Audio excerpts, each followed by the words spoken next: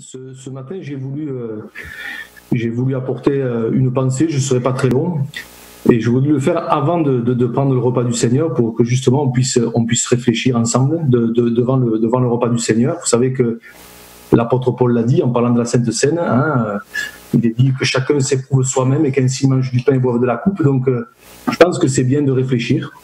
Ça fait 1 mois et demi, 2 mois qu'on ne s'est pas retrouvés et donc on n'a pas partagé le pain et le vin et on le fait ce matin. Alors bon, dans un cadre un petit peu particulier. Je voudrais qu'on réfléchisse au travers d'un tout petit verset qu'on connaît bien.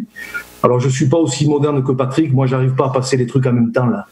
Donc il y a que 2-3 textes ce matin. Le premier verset, il est dans 2 Corinthiens, chapitre 13. Et verset 5. Voilà, c'est un petit peu la conclusion de ces 2 épîtres aux Corinthiens. C'est un verset que vous connaissez, où l'apôtre Paul dit ceci, 2 Corinthiens chapitre 13, verset 5. Examinez-vous vous-même pour savoir si vous êtes dans la foi. Éprouvez-vous vous-même. Voilà, et c'est un petit peu cette pensée que j'aimerais laisser sur notre cœur. Alors, je pense que vous l'avez remarqué comme moi. Il y a quelque chose qui, dans notre pays, ces derniers jours et notamment ces 2 dernières semaines, a fait beaucoup parler, a fait couler beaucoup d'encre, a fait beaucoup parler les journalistes. C'est cette fameuse carte de la France avec ses 3 couleurs. Du moins, ces 3 couleurs au départ. Il y avait les départements en vert, les départements en orange, les départements en rouge, avec chacun leur signification. Et puis vers la fin, et donc maintenant, ça a été ramené à 2 couleurs, le vert ou le rouge. Alors, bonne idée ou pas bonne idée, c'est pas mon propos ce matin, mais je dois vous avouer que ça m'a fait réfléchir d'un point de vue spirituel. Et ça m'a amené à me poser cette question, je me la suis posée déjà à moi, et je nous la pose à nous ce matin avant de prendre le repas du Seigneur, et par rapport au texte qu'on a lu dans les Corinthiens, quelque part, quand le Seigneur nous regarde, et je crois qu'il nous regarde, on le sait, j'allais dire, quelle est la couleur qui nous caractériserait ce matin ? Est-ce que quand il me regarde, je suis dans le vert ? Est-ce que quand il me regarde, je suis plutôt mitigé entre les deux, orange, bien sûr sur le plan spirituel? Est-ce que carrément je suis peut-être dans le rouge? Et je me dis, quelque part, c'est un petit peu tout le sens de l'exhortation qu'on a lue dans les Corinthiens, où Paul dit à ces chrétiens de Corinthe, examinez-vous vous-même pour savoir si vous êtes dans la foi. Voyez, pas à côté de la foi, pas en parallèle de la foi, mais si vous êtes dans la foi. Et vous avez remarqué comme moi qu'il est dit pour savoir. Je crois que c'est important, avant de prendre le repas du Seigneur, de savoir où on en est. Dans tout un tas de domaines, il y a des gens parfois qui peuvent vous dire « je ne veux pas savoir ». Mais je crois que s'il y a un domaine où il faut qu'on sache, où il faut qu'on soit au clair, c'est si nous sommes dans la foi ou si nous n'y sommes pas. Et ce n'est pas anodin que Paul dise ça aux Corinthiens. Alors, je ne vais pas faire une prédication sur les Corinthiens, mais quand vous lisez un petit peu, notamment le départ, la première épître aux Corinthiens, on s'aperçoit qu'au départ, c'était une église, alors je vais le dire de cette façon, pour rester dans mon image, c'était une église qui était dans le vert. Vous lirez 1 Corinthiens, chapitre 1er, je vais vous le lire, 1 Corinthiens, chapitre 1er, verset 6, il est dit « Le témoignage de Christ avait été solidement établi parmi les Corinthiens ». Et Paul rajoute qu'il ne leur manquait aucun don dans l'attente où ils étaient de la manifestation de notre Seigneur Jésus-Christ. Ça veut dire que dans l'église de Corinthe, il y avait tous les dons spirituels. Tous. Ça veut dire que le Saint-Esprit était à l'œuvre. Ça veut dire que vraiment le Saint-Esprit se manifestait. Une église qui était florissante. Vraiment une église où Dieu agissait. On pourrait dire qu'ils étaient dans le vert. Et puis au fur et à mesure où vous avancez dans la lecture de cet épître aux Corinthiens, vous vous rendez compte que ça a commencé un petit peu, entre guillemets, à dégénérer. Vous arrivez au chapitre 3, l'apôtre Paul parle de disputes, de jalousie les uns envers les autres. Vous arrivez au chapitre 5, alors là c'est même pire, puisque l'apôtre Paul va dire qu'on entend dire généralement qu'il y a chez vous une impudicité telle qu'elle ne se rencontre pas même chez les païens, et il rajoute c'est au point même que l'un de vous a la femme de son père. Voyez, donc on se rend compte qu'entre le chapitre 1er et le chapitre 5, ils avaient commencé au vert, ils étaient passés un peu à l'orange, et puis quelques-uns en étaient même carrément arrivés au rouge. Voyez, et c'est pour cela que quand il finit sa deuxième épître, j'allais dire un petit peu en guise de conclusion, il leur dit: examinez-vous vous-même.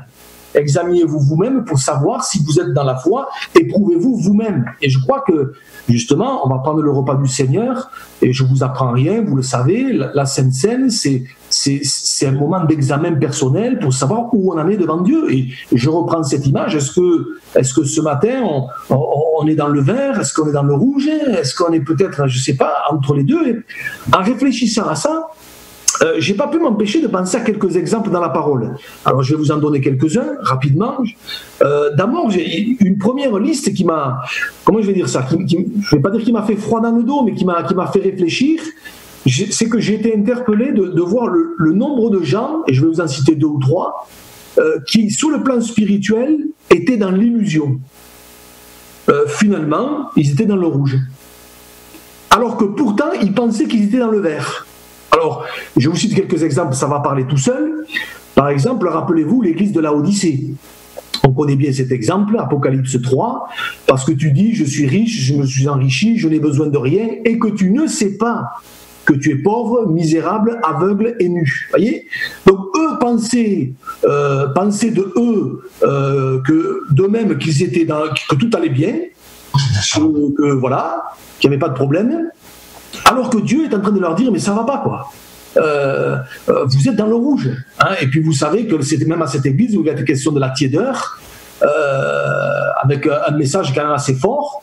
Et c'est là que Dieu va dire, mais moi je reprends et je châtie tout ce que j'aime. Vous voyez, vous avez un exemple là d'une église de croyants. Alors je me dis que certainement à Laodicée, tout le monde n'était pas dans cet état-là, bien entendu. Mais vous avez quand même là un exemple flagrant de croyants qui étaient dans l'illusion. Ils se pensaient dans le vert alors qu'ils étaient dans le rouge. Voyez ? Et nous savons que l'église de Laodicée, c'est un petit peu l'image de l'église des derniers temps. Je pense aussi à ces gens dont Jésus a parlé dans Matthieu 7. Vous vous rappelez quand Jésus va dire, Matthieu 7, verset 22, ces gens, au jour où ils comparaîtront devant Dieu, qui vont dire à Jésus, qui vont dire au Seigneur, n'avons-nous pas prophétisé en ton nom, n'avons-nous pas chassé beaucoup de démons en ton nom, n'avons-nous pas fait beaucoup de choses, quoi, hein, n'avons-nous pas fait beaucoup de miracles, et je leur dirai ouvertement, retirez-vous de moi, vous qui commettez l'iniquité, je ne vous ai jamais connu. Vous voyez, vous avez encore là un décalage entre ce que ces gens pensaient d'eux et ce que le Seigneur pensait réellement d'eux. Vous voyez, il y avait un décalage. Ils étaient dans l'illusion. Et ils sont restés dans l'illusion jusqu'au bout. Vous voyez, parce que là, quand le Seigneur parle, ils sont devant lui, quoi. C'est le moment où c'est le moment du jugement, quoi. Vous voyez. Et on se rend compte qu'ils étaient dans l'illusion. Je pense aussi à un homme comme Samson. Vous vous rappelez, Samson qui va dire « Je m'en sortirai comme les autres fois », mais il ne savait pas que l'Éternel s'était retiré de lui. Voyez, donc Samson aussi, à ce moment-là, était dans l'illusion. Alors, je ne suis pas en train de dire que Samson a été perdu. Ça ne m'appartient pas. C'est Dieu qui sauve. Ça ne m'appartient pas. Mais à ce moment-là, Samson se pensait être dans le vert, mais il était dans le rouge. L'Éternel s'était retiré de lui. Voyez. Et au travers de ces simples 3 exemples, il y en aurait certainement d'autres, je me dis qu'il n'y a rien de plus terrible que d'être dans l'illusion sur le plan spirituel, de penser que tout va bien, de penser que tout est nickel, tout est bon, alors que finalement Dieu pense tout le contraire. Voyez, il n'y a rien de plus terrible que ça. Voyez, et croyez-moi, le diable va tout faire pour nous maintenir dans l'illusion, pour nous faire croire que tout va bien. Alors, bien sûr, on s'entend, on a tous, et moi le premier, des progrès à faire, on a tous des choses à rectifier, bien sûr, hein. Mais je me dis, au travers de ces 3 exemples, je crois que malheureusement, il y a des croyants qui sont dans l'illusion. Ils pensent que tout va bien alors qu'ils sont dans le rouge. Et je crois quelque part que ça doit nous interpeller, hein, parce qu'on ne veut pas être installé dans une fausse sécurité, parce que peut-être on vient à l'église, parce que peut-être on donne sa dîme, ou parce que peut-être on fait ceci ou cela dans l'église. Je crois que ça vaut la peine de s'examiner devant le Seigneur et de faire ce qu'on a lu tout à l'heure en introduction, de s'examiner nous-mêmes pour savoir si on est dans la foi. Et si tel n'est pas le cas, eh bien de rectifier ce qui a rectifié. Je remarque aussi, et là je pense à d'autres exemples, que certains sont restés dans le vert alors que pourtant ils étaient dans des situations hyper compliquées. Alors là, je vous cite des exemples qu'on connaît bien, les plus célèbres. Je pense à Daniel et ses 3 amis. Je pense à Joseph, quand il s'est retrouvé en Égypte. Je pense à un homme dont on parle un petit peu moins. Vous relirez son histoire, elle est assez intéressante. Dans 1 Roi 18, c'est l'histoire de Abdias. Alors, il a vécu à l'époque de Élie. Et c'est vrai que quand on lit l'histoire d'Élie, on a l'impression qu'il n'y a que lui. Mais vous relirez 1 Roi 18, il est question de cet homme-là, de ce serviteur, dont on ne parle pas beaucoup, Abdias, qui avait caché les serviteurs de l'Éternel 50 par 50 et qui les avait nourris de pain et d'eau. Voyez. Donc, et la Bible dit de lui que c'était un homme qui craignait beaucoup l'Éternel. Voyez. Donc, Abdias, c'était pas un gars hyper connu, c'était un gars qui vivait dans un contexte difficile. En plus, il était au service de Akab et de Jézabel, donc, voyez, donc il avait une place pas très facile, mais pourtant c'est un homme qui craignait beaucoup l'Éternel. Et tout ce qu'il avait pu faire pour Dieu, tout ce qui était en son pouvoir, il l'avait fait. Donc un homme qui, malgré son contexte difficile, avait su rester dans le vert. Voyez, ça nous montre une chose, c'est que cette histoire, bien sûr, c'est une image que je prends ce matin. Cette histoire de vert ou de rouge, c'est pas une affaire de contexte ou de circonstance. C'est pas une affaire de contexte de vie, parce que sinon, ça serait, j'allais dire, ça serait pas juste. Mais c'est d'abord une affaire de cœur. C'est d'abord une affaire de cœur. Voilà. C'est ma relation personnelle avec Dieu. C'est ma communion personnelle avec Dieu. Qu'importe le contexte, qu'importe même si c'est compliqué, parfois ça l'est. Mais Seigneur, je veux tout faire pour marcher avec toi, je veux tout faire pour que quand tu me regardes, tu sois fier de moi. Je veux tout faire pour ne pas t'attrister, je veux tout faire pour honorer ton nom. Et puis, vous avez encore une autre liste que j'ai relevée. Alors, je vais l'élargir un petit peu, mais il y a ceux qui étaient en vert et qui à un moment donné ont viré à l'orange et puis, merci Seigneur, sont revenus dans le vert. Et puis, vous avez ceux qui étaient dans le vert puis qui ont viré à l'orange et qui malheureusement ont fini par terminer dans le rouge. Vous savez, la position intermédiaire orange, il faut en sortir très vite parce que souvent ça va nous conduire dans le rouge. Alors je vous cite quelques exemples. Je pense à David, dans l'affaire avec Bathsheba. David qui était dans le vert, ça veut pas dire être dans le vert, ça veut pas dire qu'on est parfait. Ça ne veut pas dire qu'on est un super croyant, qu'il n'y a pas de progrès à faire, on se comprend bien. Mais David était dans le vert, et dans l'affaire de Bathsheba, il a viré dans le orange, si vous me permettez cette expression. Et quand Nathan est venu le voir, vous vous rappelez que ça faisait environ une année que David était dans cette situation. Il était en train de virer au rouge, quoi.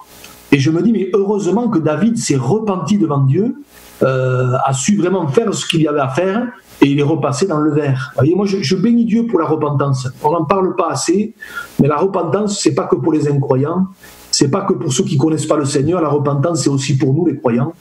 Et moi je bénis le Seigneur pour des versets tels que ce que dit l'apôtre Jean, si nous confessons nos péchés, il est fidèle et juste pour nous les pardonner. Alléluia. Et quand parfois on s'est trompé, quand parfois on s'est manqué, de réaliser que on peut se repentir devant Dieu, voilà, de tout notre cœur. Et si on est dans le rouge, quelque part on revient dans le vert. Gloire à Dieu. Mais ça c'était David, vous voyez, c'est David. Par contre, je pense à 2 autres cas, à Saül. La particularité de Saül, c'est qu'on oublie trop souvent, on pense à sa fin. Et on oublie que Saül, il a très bien commencé avec Dieu. Très très bien commencé. Il avait des qualités remarquables. Relisez le début de l'histoire de Saül, relisez 1 Samuel 9, 1 Samuel 10, 1 Samuel 11, vous allez voir qu'il avait des qualités spirituelles remarquables. Il y a des choses remarquables chez lui. Et puis, malheureusement, on sait ce qui va se passer. Ça va commencer quand il a offert l'Holocauste, chose qu'il n'aurait jamais dû faire. Il ne va pas se repentir. Et puis, il va aller en s'enfonçant. Et on se rend compte que c'est un homme qui est passé du vert à l'orange et qui, malheureusement, a fini dans le rouge. Et je pense à cette parole quand il est dit dans 1 Samuel 15, quand Dieu va dire à Samuel, écoute, cesse de pleurer sur Saül, je l'ai rejeté. Vous voyez, il est arrivé à un moment donné où voilà, il s'est carrément retrouvé dans le rouge. Vous voyez, et on se rend compte que même jusqu'au bout, Dieu va lui tendre des perches, mais il ne va pas les saisir. Je pense à un homme comme Salomon. Salomon, lui aussi, super début. Quand on pense à la sagesse qu'il a demandé à Dieu, quand on pense à... Je pense notamment à ce verset de 1 Roi chapitre 11, verset 9, où il est dit que Dieu lui est apparu 2 fois. Alors je ne sais pas qu'est-ce qu'il a vu, je ne sais pas qu'est-ce que ça veut dire exactement, Dieu lui est apparu 2 fois, mais enfin, il a fait 2 expériences fortes avec Dieu, vous voyez, et puis un super départ, vous voyez, une sagesse extraordinaire. Et puis on se rend compte que petit à petit, lentement mais sûrement, eh bien, il a fini dans le rouge, quoi. Et quand vous lisez 1 Roi chapitre 11, le chapitre de sa descente, le chapitre de sa dégringolade, mais c'est terrible. Cet homme, il a fabriqué des autels pour les faux dieux de ses femmes. Enfin, on se dit, mais comment il a pu faire ça? Vous voyez, il est passé du vert et il est arrivé jusque dans le rouge. Alors je ne sais pas si au dernier moment il s'est repenti, je ne sais pas si au dernier moment il s'est ressaisi, je ne sais pas. Hein, mais vous voyez, vous avez un exemple flagrant là. Et puis je pense à un dernier exemple. Je pense à un garçon, et là j'arrive dans le Nouveau Testament, comme Démas, dont l'apôtre Paul va dire « Il m'a abandonné par amour pour le siècle présent ». Démas était un compagnon d'œuvre de Paul. Si Paul l'avait choisi, c'est qu'il avait certainement des qualités spirituelles, ce garçon. On ne sait pas grand-chose sur lui. Et puis, malheureusement, ça n'a pas dû se faire du jour au lendemain, mais petit à petit, un jour, il a dégringolé, quoi. Et Paul dit, il m'a abandonné. C'est fort comme terme, vous voyez, il m'a abandonné, c'est délibéré, quoi. Et puis, il s'est retrouvé dans le rouge, vous voyez. Et tous ces exemples, ils sont là pour nous interpeller. Dieu nous les a laissés pour que vraiment on puisse réfléchir quant à nous-mêmes et quant à notre propre cheminement avec Dieu. Maintenant, autre chose que je remarque aussi, c'est que au départ, je reviens à cette carte de France qu'on nous a présentée. Vous vous rappelez qu'au départ, on nous a présenté une carte avec 3 couleurs. Et puis, ça s'est affiné, et puis finalement, on en est resté à 2 couleurs. Le orange, il a sauté. Et ça m'a rappelé une parole du Seigneur, et je vais vous la lire, c'est dans Apocalypse, je reviens à ce qui a été dit à l'église de Laodicée, c'est Apocalypse 3, versets 15 et 16, où le Seigneur dit « Je connais tes œuvres, je sais que tu n'es ni froid ni bouillant. Puis, et écoutez bien, c'est ça qui m'interpelle, puisses-tu être froid ou bouillant?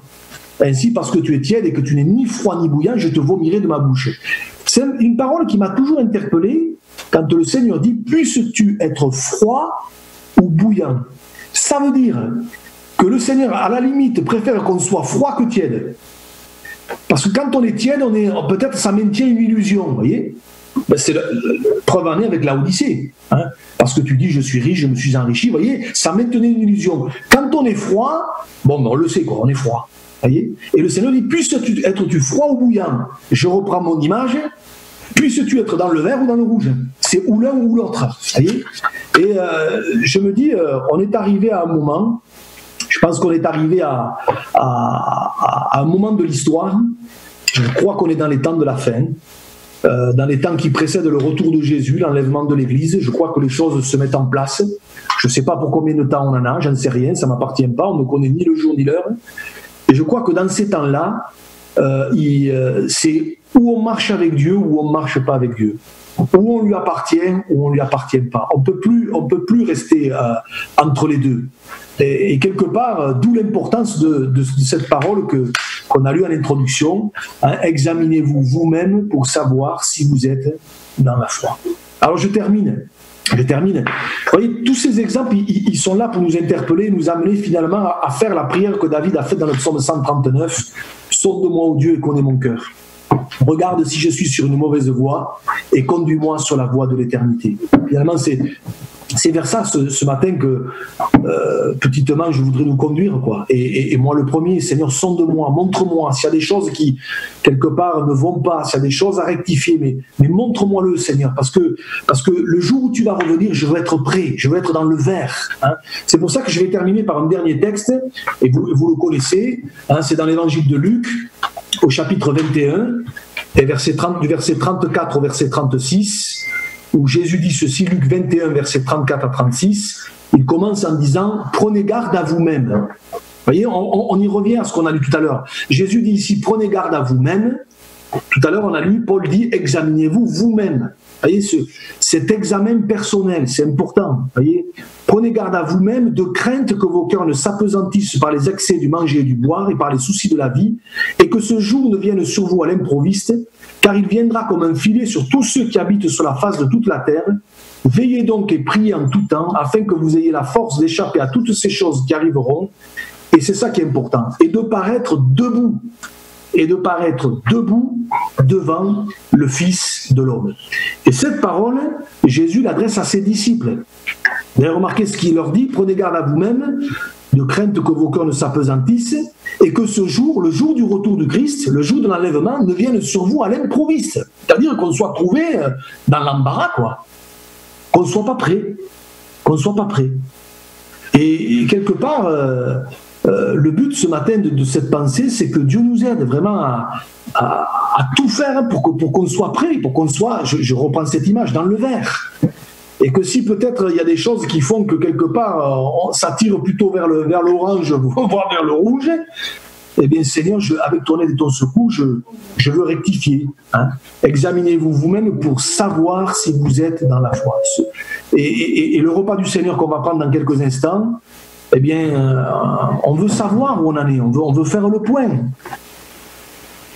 Seigneur, je veux marcher avec toi. Seigneur, s'il y a des choses à rectifier, je veux le faire de tout mon cœur. Hein.